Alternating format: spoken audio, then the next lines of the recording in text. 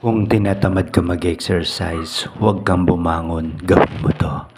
Kung madali para sa'yo ang itaas ang kaliwa o isang paa mo, pagsabayin mo, pagdikitin mo, tapos pagsabayin mong iakyat ng nakadiretso dapat.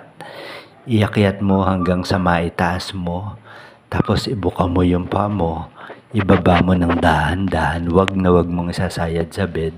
Pagdikitin mo ulit ng nakadiretso, ibuka mo, wag nakasayad sa bed, iakyat mo ng naka-elevate sa may gitna, galaw-galawin mo, tsaka mo i-bend. Tapos idiretso mo ulit hanggang sa maitaas mo ng mataas. Abutin mo ng kamay mo yung paa mo, i-hold mo ng 5 seconds. Mararamdaman mo dyan na tumitigas yung buong katawan mo sa upper body, pati sa hita mo, sa likod ng hita mo. Ibig sabihin na di-develop yung mga muscles mo sa abs,